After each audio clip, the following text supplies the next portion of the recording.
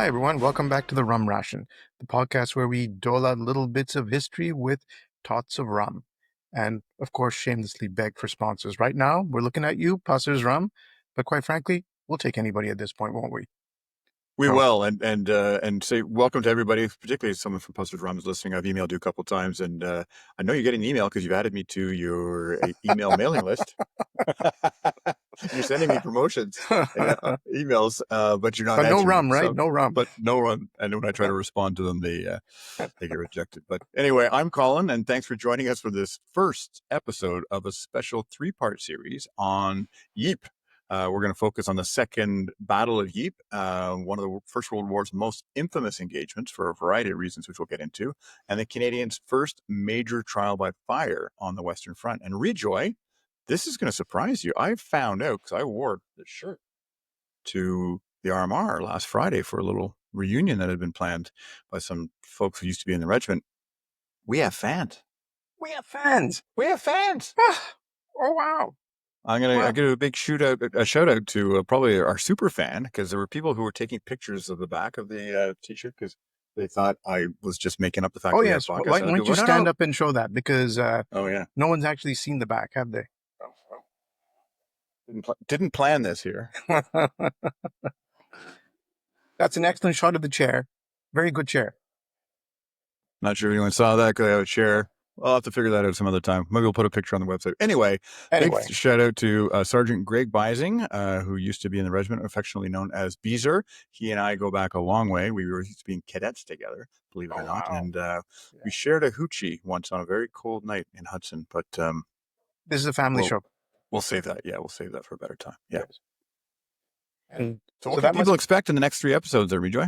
Well, yes. And this is going to be quite interesting. And I'm always excited about the episodes. I dressed up for this one. As you see, I'm wearing a cap today because my hair is a mess. So bald is beautiful, buddy. Bald is beautiful. So yes, indeed. So over the next 3 episodes, we're going to we'll walk through what happened in 1915 in Belgium, of course. And this episode in particular sets the stage. The strategic situation, the infamous Ypres Salient, which I think anybody who's familiar with any aspect of the First World War, just that name, that word Ypres, brings up the horrors of the First World War. And we'll, of course, talk about how Canadian soldiers, many of them seeing combat for the very first time, were suddenly thrust into the most terrifying chapters of the war. That's right. And in part 2, we're going to really focus on what you described. It makes it the most terrifying chapter of the war. We're going to focus on the horror and the chaos brought by the first use of poison gas in modern warfare on the Western Front. And then in part 3, we'll take a closer look at the men of our own regiment, because we are biased. We don't try to pretend that. The Royal Montreal Regiment, and how they faced that unimaginable storm head on and earned their first Victoria Cross in the process. Yes, we are proudly biased, if anything. But before we dive into the gas clouds and the chaos, we need to answer a simple question, which is, why Ypres? Why would so many men, Canadians, British, French, Germans, fight and die over this soggy, damp patch of Belgium? And I've seen that area. There's nothing particularly enticing about the Ypres and Flanders, that you would throw so many lives away to protect. So there's got to be a backstory there, right, Colin? Got to be a backstory. There's got to be a reason why it was known as the bulge that couldn't be lost. And on the map, the Ypres salient looked really like a sore thumb, a dangerous bulge that was sticking out into German-held territory. And that's exactly what it was. It was vulnerable. It was exposed, constantly under threat. Germans had it surrounded on 3 sides, had visibility into it. And with visibility, you can bring down fire. And for the Allies, holding it was kind of like trying to defend a fortress with the back wall missing. Indeed, I like the way you put that, the bulge that couldn't be lost. And I dare say there are many gym members today who also have that same feeling, the bulge that couldn't be lost. I was at the gym around noon. Well, there we are. Yeah. But they held it anyway, didn't they? And they really clung on despite all the odds against them, because losing it simply was not an option. That was the thing. Because just behind the salient, you had those 3 ports of Calais, Boulogne, and Dunkirk, which essentially were the lifeline for the troops, the British troops on the continent, I should say. not only was it a lifeline bringing in all the supplies, ammunition, reinforcements that they needed, but in case disaster struck, it was also their way back to the UK. So Yeah, the they the the, had the name to hold it. Dunkirk should be familiar to people about Exactly, the lifeline to get exactly. out. Yeah. And maybe in another episode, we can sort of talk about how that was one of the major concerns for Sir John French, the original commander of the BEF, when they were being pushed back in 1914, get back to the ports so as not to lose the army. But that's a whole different story. So if Ypres fell, those ports would be within German artillery range, and the entire BEF would be cut off. So I guess what you're trying to say then is oftentimes in the military strategy, if you're defending and you're getting pushed back, you'll try and trade space for time. But they just hit a point where they couldn't trade this space. Like Correct. they couldn't go any further. This is Yeah. absolutely their backs were against the wall. If they lost this, it could probably fall apart. Okay, that's interesting. And I guess that's what made Yeep really both a shield and a symbol, because holding it meant protecting the channel supply lines that you outlined so well, and really keeping a foothold in occupied Belgium, which was one of the last places of Belgium that was still in Allied hands. So politically, morally, it really mattered. And it was also a key strategic point because, like you mentioned, there the rail and road junctions sat quite dangerously close Yeah. to the front. So Yeah. capturing it would have further crippled the British supply and communication lines, coming through from the ports into the land and then being able to be dispersed further on into Belgium and into France. So yeah, that's an interesting thought.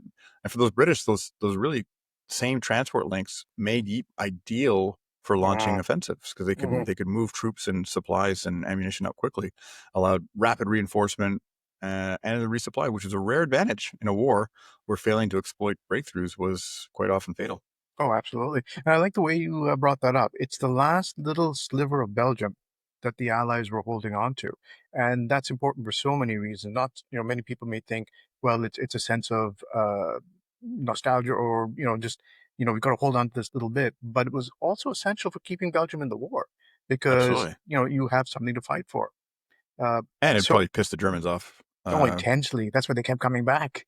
It wasn't just for the beer. Um, and for them, it was the perfect target. It was vulnerable. That was Yep. the other thing. Very vulnerable, strategically vital, defended by a mix of French colonial troops who are not used to the weather, not used to the climate of Northern Europe, and a particularly soggy, wet, damp part of Northern Europe, Yeah. and fresh-faced Canadians who are perhaps a bit more acclimatized to the weather, but not to the warfare because they had not experienced it up until now. And that made it the ideal target for the Germans to also try out this horrifying new weapon that they developed, chlorine gas. Yeah, chlorine gas, which we'll get into, it's not nice. But one thing that I'm a farmer boy, and one thing you mentioned the word soggy a couple of times. One of the reasons it was even worse than normal in these conditions is because you think how many centuries of farmers had Hmm. had improved the drainage situation Hmm. in the land to make sure that their fields would drain properly. It wouldn't be soggy, as you're mentioning. But then you've got artillery hammering it that just destroys it all. So things aren't flowing the way they're supposed to be. They're not draining the way they're Correct. supposed to be. If you're digging a trench, you and I are not scientific experts, but we know that water tends to run downhill and gather in the lower spots. So soggy is a big word. Yeah. So yeah, in short, Ypres was a nightmare just waiting to happen. The high ground around the town gave the Germans a commanding view. Like I mentioned, that means they could call fire in. And they could Hmm. see what you're trying to do. Hmm. The salient was surrounded, it was bombarded constantly, and Hmm. quite frankly, almost literally drowning in mud. But it had to be held. Had And to in be held. April 1915, that job fell to the Canadians.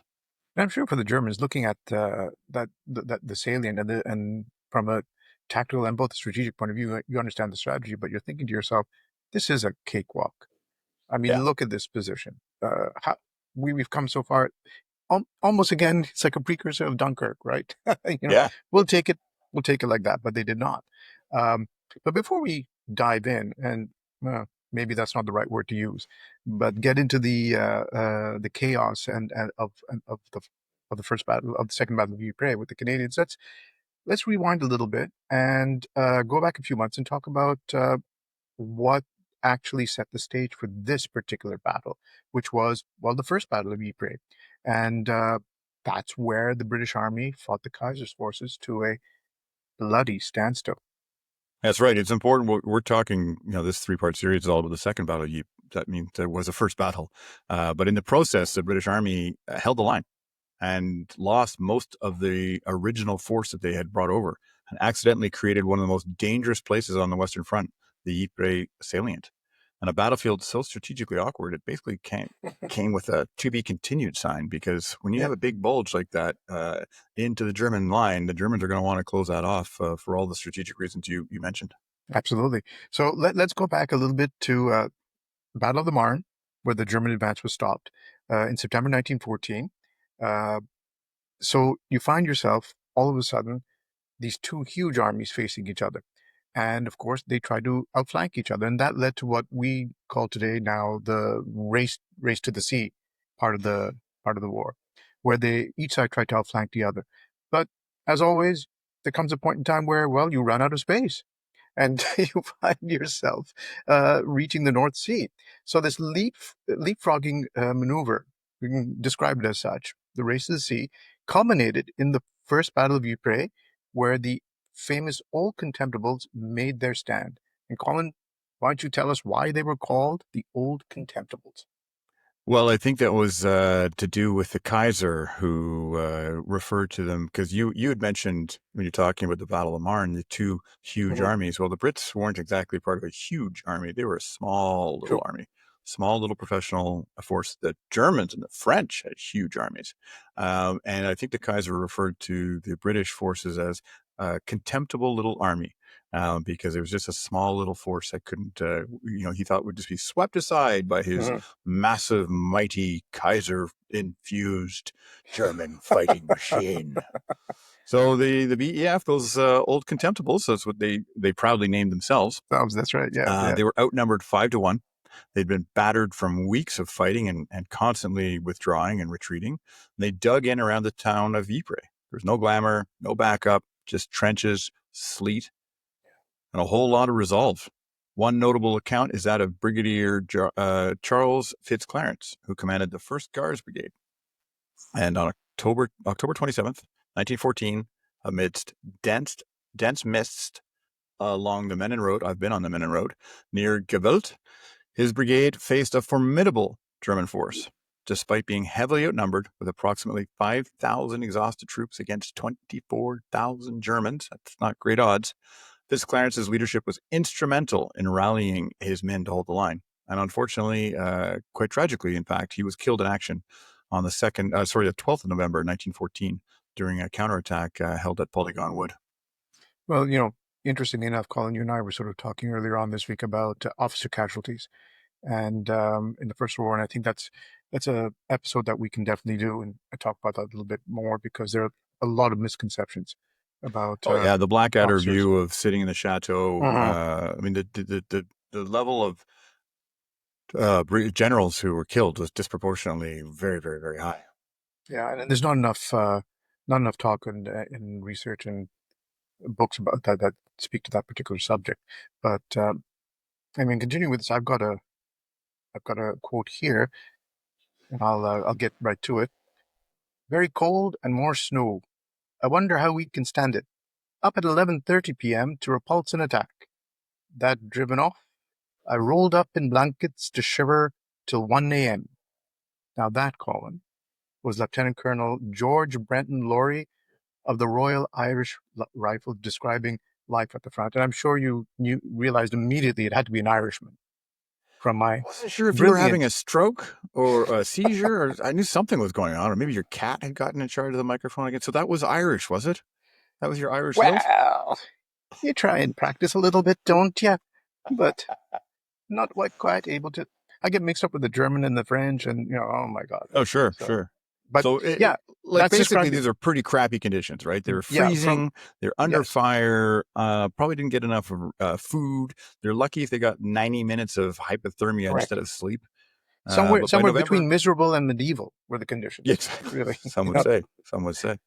But by November, the Allies had stopped the German advance. British line was intact, Yeah. just barely, but they'd done it. And the Ypres salient had been carved into the map. and into the memory of every soldier who survived it. For context, the British losses had amounted to more than 54,000 killed, wounded, and missing thus far in the campaign. Isn't that where they say that was really where the original British professional army died on the fields of Ypres, Correct. Yes. right? After that, they had to resort to getting a whole influx of volunteers. The Kitchener's Army started being created at that point. Yeah, all the Uh, PALS battalions and all that stuff being yeah. recruited. Yeah. So that's where the story really begins, at least for us, because, well, in 6 months' time, the Germans would come back, and they come back with something new. That's right. And a weapon that was new that didn't just kill, it terrified, caused absolute terror, which is a beautiful propaganda weapon in itself, because even just the threat of it being used is going to cause panic in the troops. And this new weapon, it turned the wind into an enemy. This is the Second Battle of Ypres that we're talking about now. And for the Canadians, it would be their first major test on the Western Front. They'd had a little battle called Neuve-Chapelle Yep. a couple of weeks prior, but this was going to be a new baptism, not just by fire, but by gas. Yeah, indeed. So let's talk about the time period. It's early 1915, and the Western Front has settled into the grim stalemate that everyone is familiar with. Trenches stretching from the North Sea to the Swiss border. That's 764 kilometers of By far. trenches. That's nuts. Uh, And that's not one set of trenches. no, There's multiple lines stretching in behind each all other, over northern Europe. It's all dug absolutely by incredible. hand, no backhoes, That's right, guys. No backhoes, all dug by hand. no We do excavators. Oh my no God. excavators. Um, both sides locked into a war, essentially at this point, a war of attrition. And the Ypres Salient was the bulge in the Allied lines that was particularly vulnerable. Still, holding the salient was crucial, of course, for the Allies, as we've described earlier on, because they needed to protect the channel ports and maintain that foothold in Belgium, which was oh so important. And this is where we enter our heroes of this battle, the heroes that we're going to talk about. The 1st Canadian Division, comprised of volunteers from all walks of life. And if you want to get a better idea of what life was like for them prior to coming up to this, you can check out our episodes that we had. We had a two-part episode, Into the Trenches, which talked about how they came over and got ready, and then what life was like as they got into those trenches. But these men were farmers, they were teachers, they were laborers, factory workers, accountants, brewers, you name it. These men had arrived in France in February 1915, eager but inexperienced. Because when I mentioned all those different jobs that they were doing, you notice I didn't mention professional soldier. Yes. These were all volunteers Yes. who had been recruited in August 1914 and had come over. So they didn't have a ton of experience, unlike the Contemptibles who'd been wiped out, who were professional soldiers. And little did they know, these Canadians, that they were about to be thrust into one of the most harrowing battles of the war. Because the Germans had a sinister plan to break the deadlock at Ypres. On April 22nd, 1915, they unleashed a weapon that would change the face of warfare for the rest of the war: chlorine gas. At around 5 p.m., German troops released over 160 tons of the toxic gas from cylinders along their front lines. A greenish yellow cloud slowly drifted towards the Allied trenches. Yeah, it's quite a. You can picture it, and there's enough war art that depicts what was going on there. And really, when again, it's one of those enduring images of the First World War. And as the war continued and got even more brutal, gas warfare was a terrible reminder of what was going on. But before the green cloud, excuse me, rolled over Ukraine, April 1915, well, someone had to actually invent that green cloud.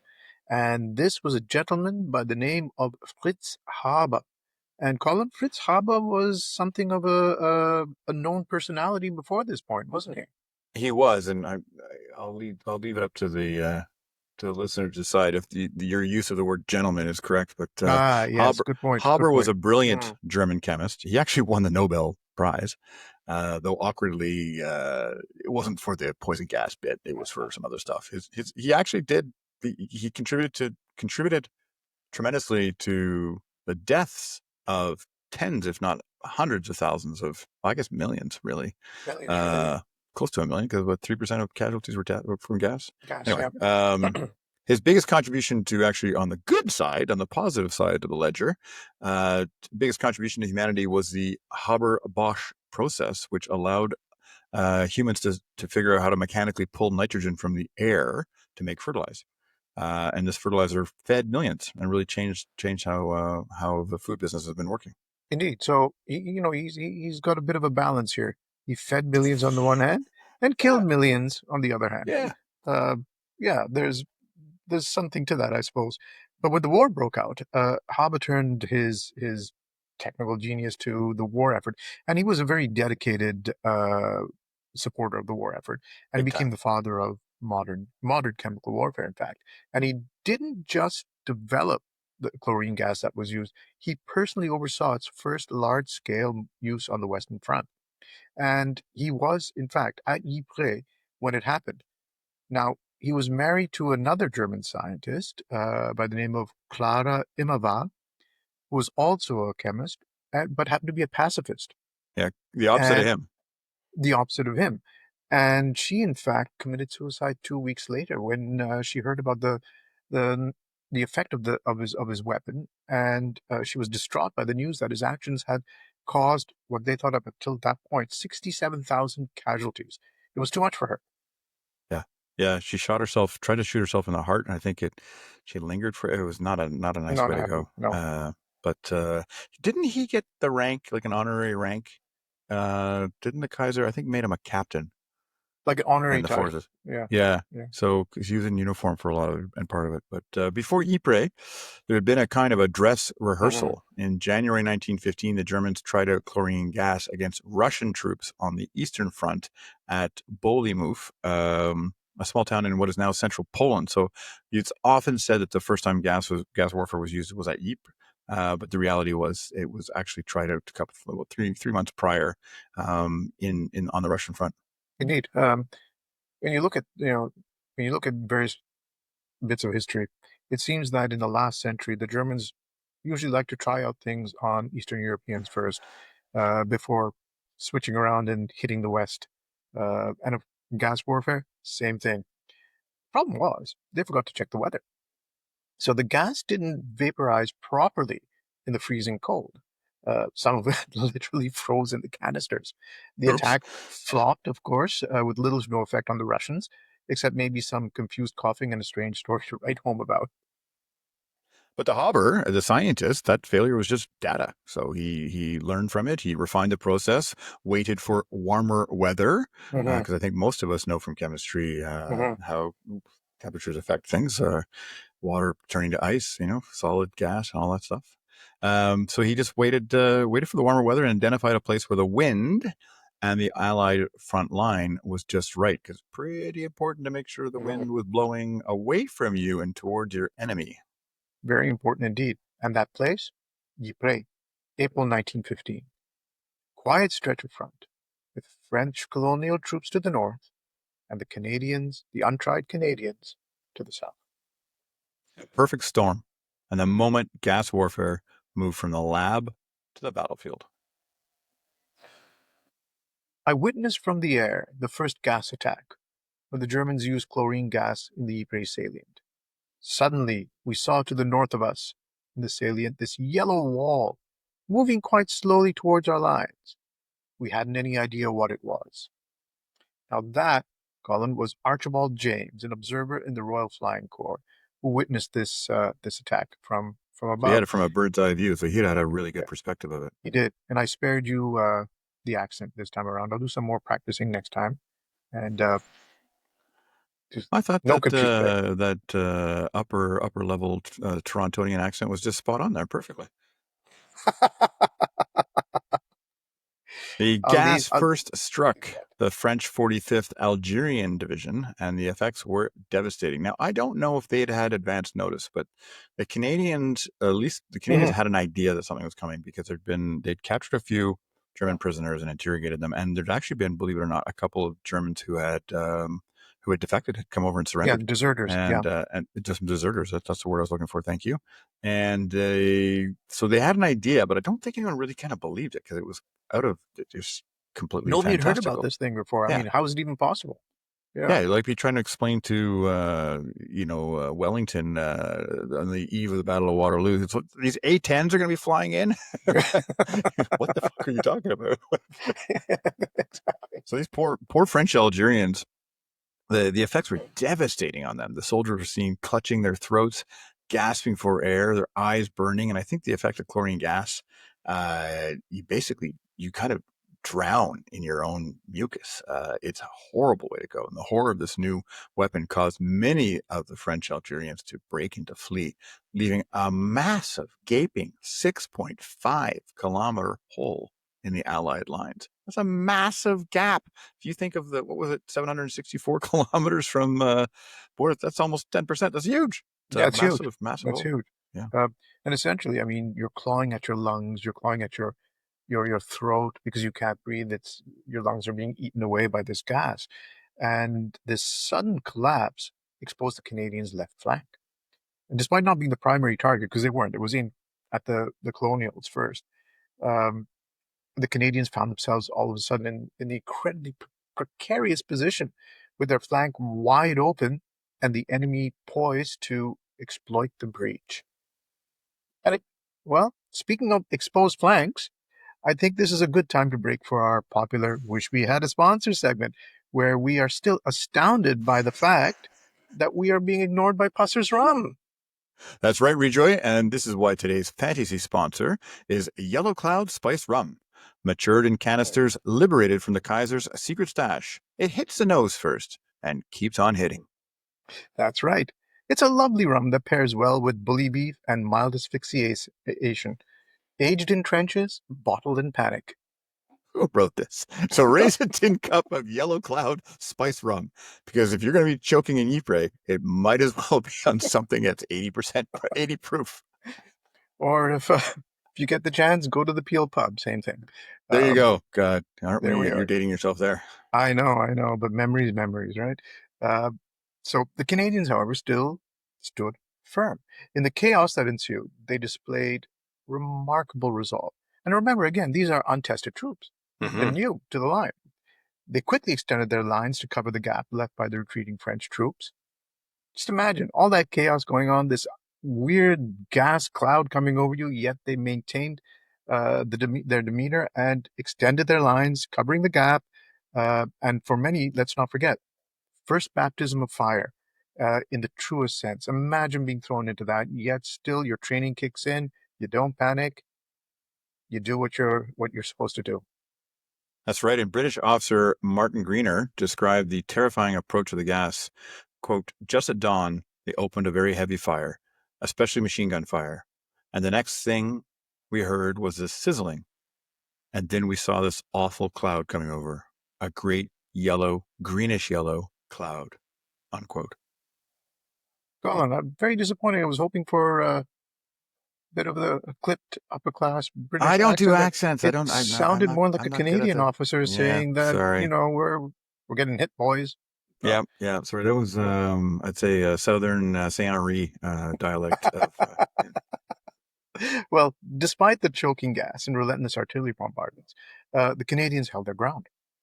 Over the next 48 hours, they launched counterattacks, plugged gaps in the line, and endured continuous assaults because the Germans didn't stop. They kept No, coming. Their tenacity, meaning the Canadians' tenacity, prevented a complete German breakthrough.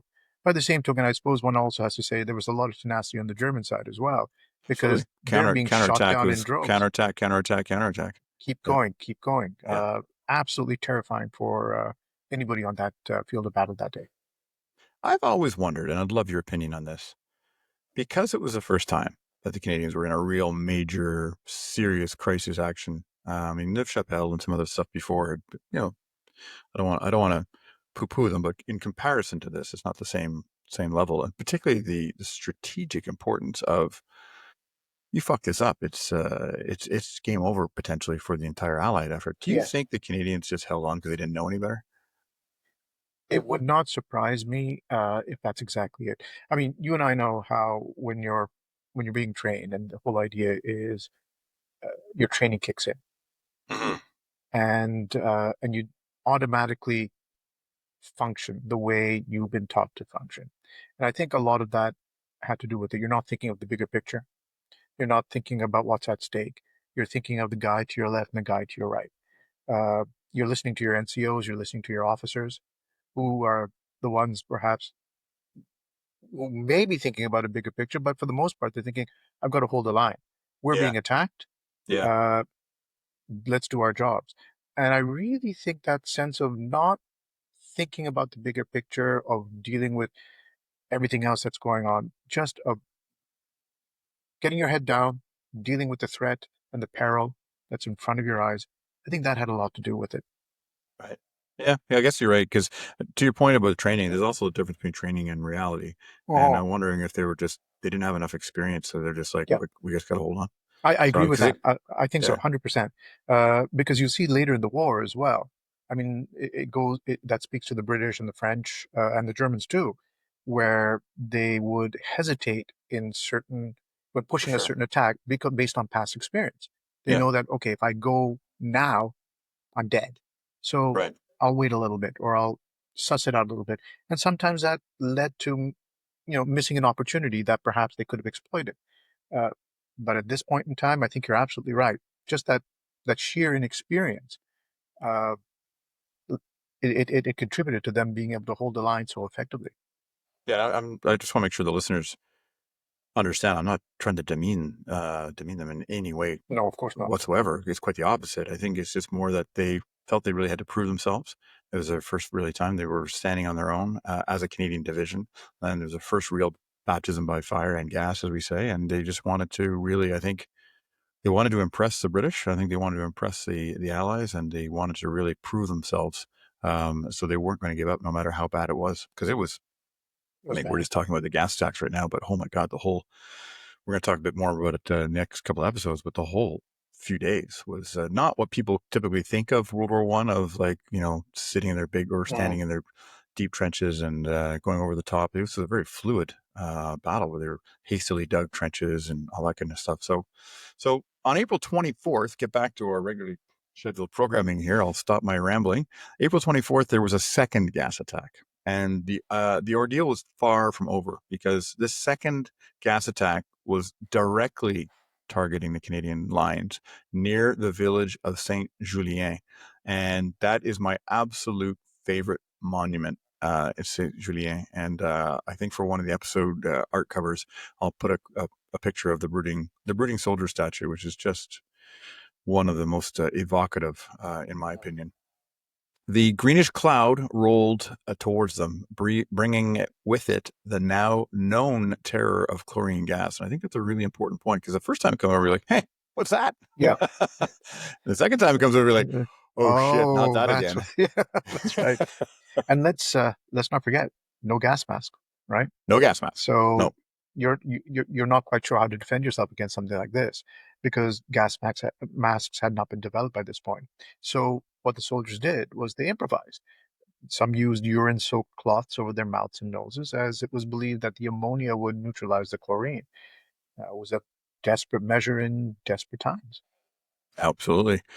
Despite these makeshift defenses, the gas took a horrific toll. Yet the Canadians continued to fight fiercely, delaying the German advance and buying some precious needed time for the reinforcements to arrive. And you talked about something else to consider. You mentioned that there was no gas masks. There's also the medical system had no idea how to deal Yes, with this, right? This that's is right. brand new. So they're getting all these casualties flooding in and overwhelming the regimental aid posts and then Yeah. further back into the hospitals. And they had no idea what to do. Yeah. How do you treat this kind of injury? Yeah. Terrifying. Yeah, so the injuries, there's a tremendous cost, right? There's a tremendous cost of this courage.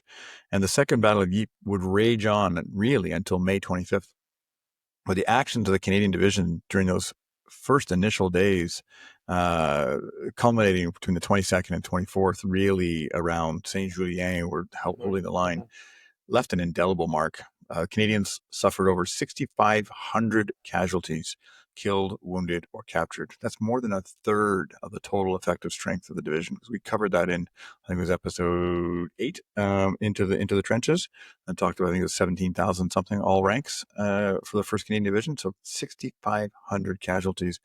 And one thing that is not talked about very often, a significant number of those were prisoners of war. and would Oh, spend the rest of the war as prisoners of war. So they would come back in 1919 with the rest of the Canadians, but they spent basically 3.5, 4 years in a German prisoner of war camp. But the Canadians' bravery under these unprecedented conditions earned them a reputation as a formidable and reliable troops. to your point earlier about how they performed, I think that speaks to it. It was recognized what they did, their bravery, their courage, their resilience. The stand at Ypres was a defining moment, not just for the troops themselves, but for Canada as a nation, really. It was a it was a coming of age. Here you have these untried, untested volunteers. As you said again earlier in this episode, professional soldier was not one of the backgrounds that were listed as a profession. They were farmers, city workers, everyday life, coming from everyday walks of life. And it Copywriters. was exactly, it was a coming of age, a baptism of fire that demonstrated Canadian courage and resilience on the world stage. So the significance of the Second Battle of Ypres is further cemented by the fact that the battle honor, Ypres 1915, was awarded to many Canadian units for their actions, including ours, the Royal Montreal Regiment, and proudly display this honor. I'm just going to mention a couple of the regiments. There's so many that were present.